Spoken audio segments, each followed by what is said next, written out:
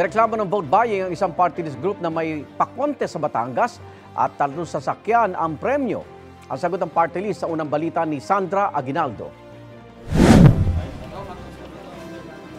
Naghain ng petisyon sa Commission on Elections si J. Manalo Ilagan, Vice Mayor ng Mataas na Kahoy at tumatakbong gobernador ng Batangas laban sa CWS party list kaugnay ng umano'y vote buying.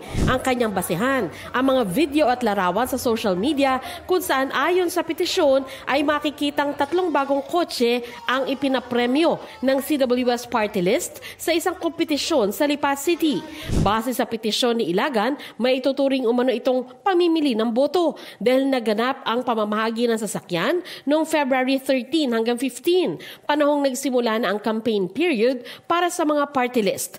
Partikular niyang tinukoy sa petisyon si CWS Party List Representative Edwin Gardiola. Kabilang sa mga hiniling ni Ilagan sa COMELEC, disqualification ng accreditation at candidacy ng CWS party list kung mapapatunayan ang aligasyon. Ito ay pagtugon sa panawagan ng Commission on Election na isumbong, ireklamo ang mga tao o kandidato o party list na magbabiolate sa mga patakaran ng COMELEC. Nagpasalamat po sa CWS ang lahat ng tumanggap nito.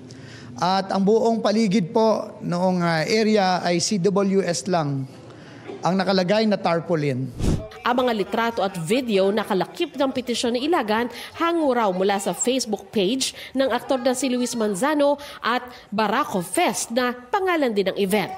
Ani Ilagan, makikita sa video ang pagpapasalamat ng gubernatorial candidate na si Vilma Santos Recto sa party list para sa mga ibinigay na kotse. Magtatapat sa pagkagobernador ngayong eleksyon sina Santos Recto at Ilagan. Wala pong connection ito sa election.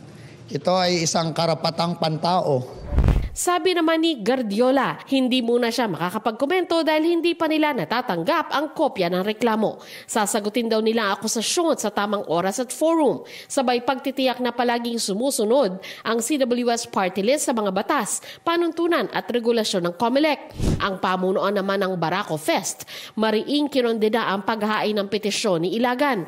Anila, bukod sa CWS party list, ay marami pa silang katuwang sa kanilang taunang proyekto. Inako din nila ang responsibilidad sa pamimigay ng papremyo na hindi raw ipinamigay pero 3 araw daw na pinaglabanan at pinaghirapan ng mga kalahok. Sinisikap naman naming makunan ng reaksyon si Santos Recto.